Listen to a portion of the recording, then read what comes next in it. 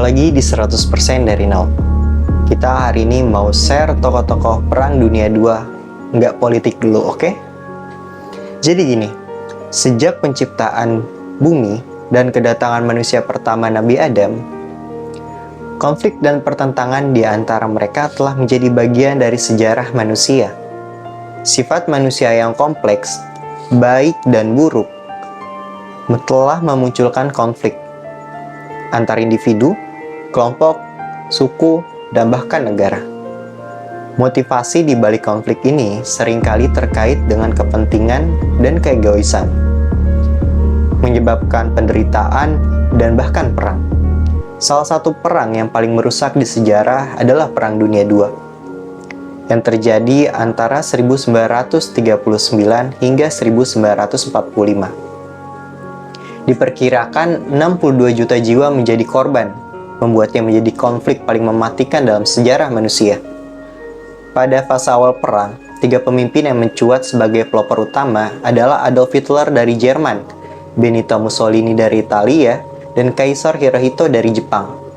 Dalam narasi ini, kita akan mengeksplorasi kehidupan dan kebijakan kejam Adolf Hitler, pemimpin partai Nazi yang menjadi tokoh sentral dalam perang tersebut. Pada akhir Perang Dunia I, seorang tentara Inggris bernama Henry Tandy memiliki prestasi yang bisa dibilang gemilang. Namun pada bulan September 1918 di tengah kabut perang, keputusan menghadapi seorang pria misterius akan mengubah sejarah.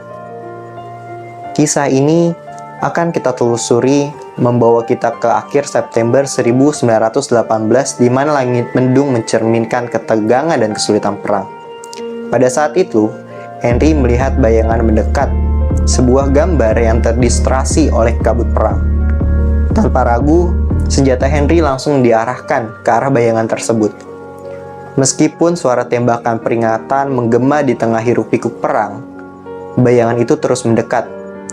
Dan ketika kabut mereda, terungkaplah seorang tentara Jerman yang terluka dan tanpa senjata. Hati nurani Henry berdebar dalam pertempuran pikiran. Meskipun memiliki peluang emas untuk menangkap atau menonaktifkan sosok yang kelak menjadi pemimpin Nazi Jerman, Adolf Hitler, Henry memilih melepaskan senjatanya. Keputusan sederhana tersebut membawa kita ke titik balik dalam sejarah di mana kemanusiaan menang atas batas-batas musuh. Di awal abad ke-20, di tengah pegunungan Austria, lahir seorang anak laki-laki yang kelak akan mencetak namanya dalam sejarah dunia dengan tinta yang kelam. Nama itu adalah Adolf Hitler. Lahir pada tanggal 20 April 1889, bayi ini membawa harapan dan kehidupan yang dijanjikan. Namun nasibnya tidak seperti yang diharapkan ayahnya, Alois Hitler, seorang pegawai cukai yang menciptakan dunia hormat bagi keluarganya. Meskipun demikian, Hitler menunjukkan tanda-tanda keras kepala dan kritis sejak dini. Ayahnya bermimpi anaknya nanti akan menjadi seorang pegawai negeri sipil yang terhormat. Tetapi keinginan itu bertentangan dengan hasrat Hitler yang lebih suka mengukir dunia sebagai seorang seniman. Konflik antara ayah dan anak pun tak terelakkan. Pekerjaan PNS di mata Hitler kecil adalah sesuatu yang kotor dan sarang korupsi. Hubungan mereka merenggang.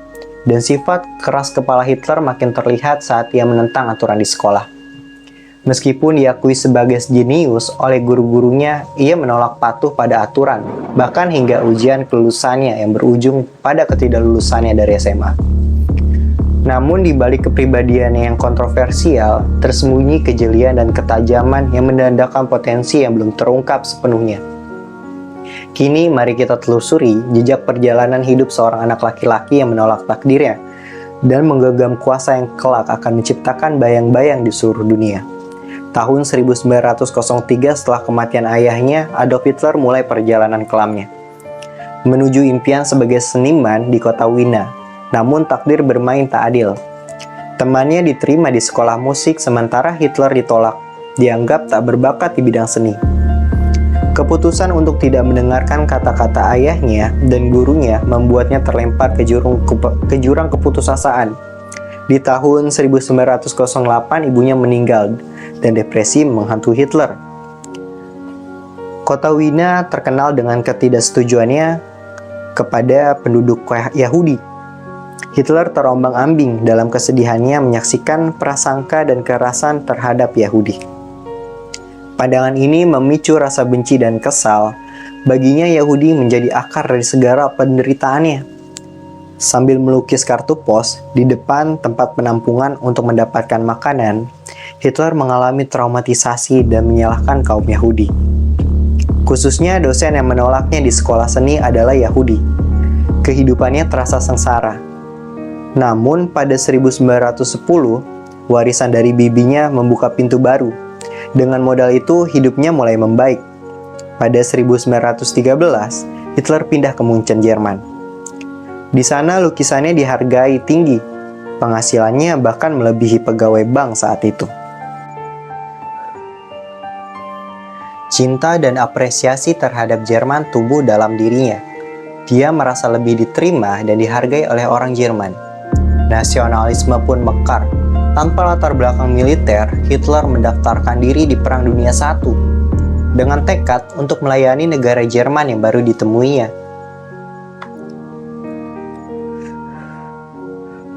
Mari kita selami perjalanan penuh konflik dan perubahan hidup seorang Adolf Hitler.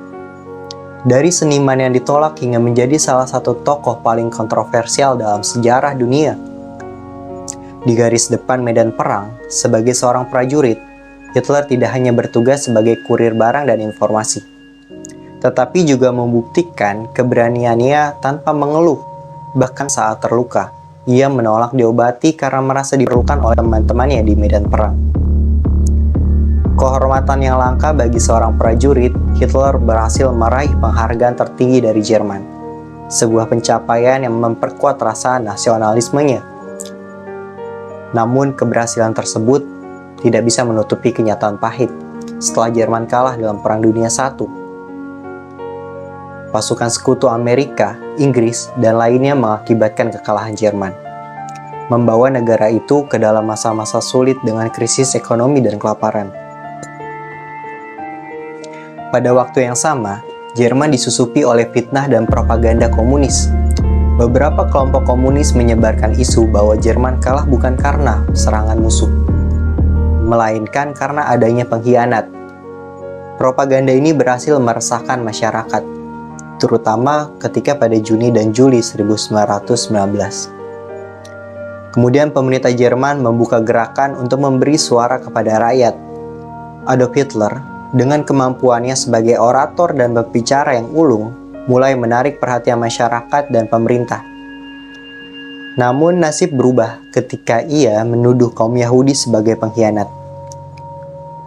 Akibatnya, ia diminta untuk menjadi intel di partai baru bernama Deutsche Arbeiterpartei. Nanti ada di teksnya ya. Atau DEP, yang dianggap sebagai ancaman bagi negara. Dengan rasa nasionalismenya yang mendalam, Hitler menyelinap masuk dan cepat menjadi pemimpin partai. Dalam perjalanan yang mengejutkan, partai yang awalnya hanya beranggotakan 50 orang, berkembang pesat menjadi ribuan anggota di seluruh Jerman. Hitler sebagai ketua partai mengubah namanya menjadi Nationalist Deutsche Arbeiterpartei. Nggak salah seperti itu ya, kita singkat aja Nazi. Di bawah kepemimpinannya, partai ini mendapat dukungan dari berbagai kalangan, termasuk militer, bangsawan Jerman, dan elemen terpenting rakyat Jerman sendiri. Tidak puas dengan situasi politik, Hitler merencanakan kudeta terhadap pemerintahan Weimar Republik pada tahun 1923, yang dikenal sebagai Bierhaltputsch. Meskipun berakhir dengan kegagalan karena perencanaan yang kurang matang, kejadian tersebut membuat Hitler dan partainya dianggap radikal dan ditangkap. Dalam era krisis ekonomi yang melanda dunia antara tahun 1928 sampai 1939, Adolf Hitler muncul sebagai sosok yang kontroversial. Setelah mencoba kudeta terhadap kepemimpinan yang sah, Hitler diadili di persidangan internasional yang disiarkan ke seluruh dunia. Meskipun diancam hukuman mati, kepiawaiannya dalam berbicara dan pidato yang berapi-apinya membuatnya mendapat simpati yang besar, termasuk dari rakyat Jerman, hakim, dan bahkan beberapa pemimpin dunia seperti Benito Mussolini. Meskipun seharusnya dihukum gantung, Hitler hanya mendapatkan hukuman penjara selama 5 tahun.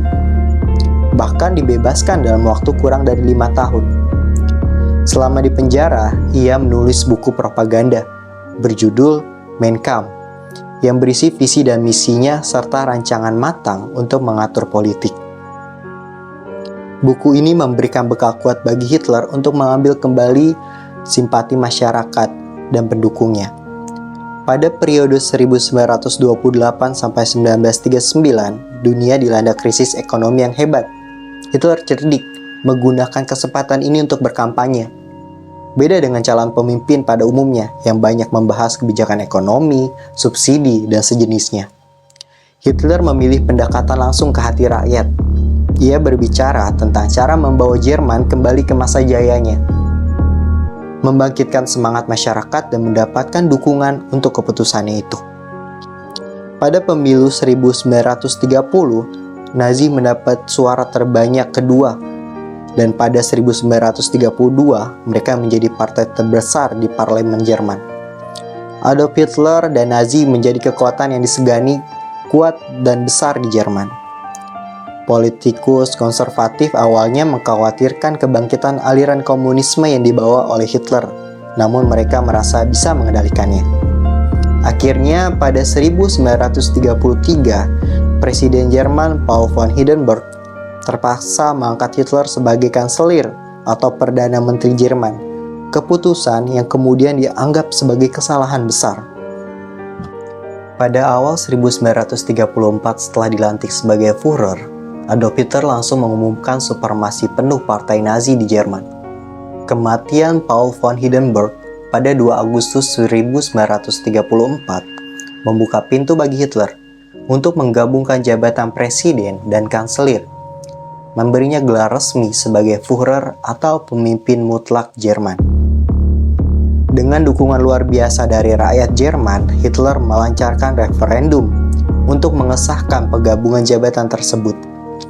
Dengan persetujuan 90% dari rakyat Jerman, Hitler resmi menjadi pemimpin absolut Jerman.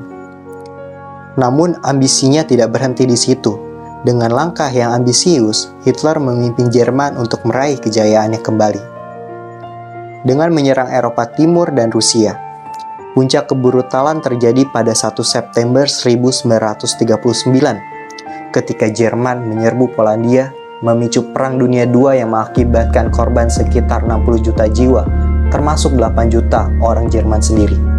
Pada 1938, Hitler sudah merencanakan penyerangan terhadap kaum Yahudi di Jerman.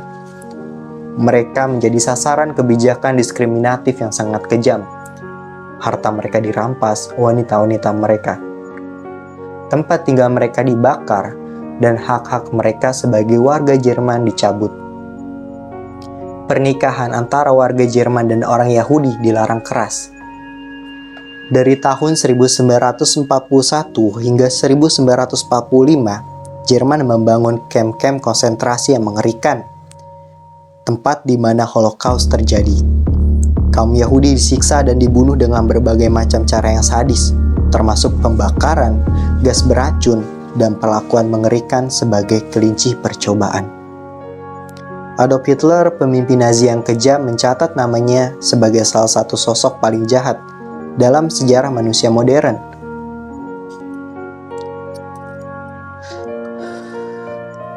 Dalam Perang Dunia ini, dia bukanlah satu-satunya tiran. Namun kekejamannya membuatnya menjadi sosok yang ditakuti dan ditentang oleh banyak orang di seluruh dunia. Sejarah ini mengingatkan kita untuk selalu bersatu melawan kebijakan diskriminatif dan kebrutalan yang mungkin muncul di masa depan. Sampai ketemu lagi di salah satu tokoh yang gak kalah nyentriknya oleh Adolf Hitler. See ya. Thank you.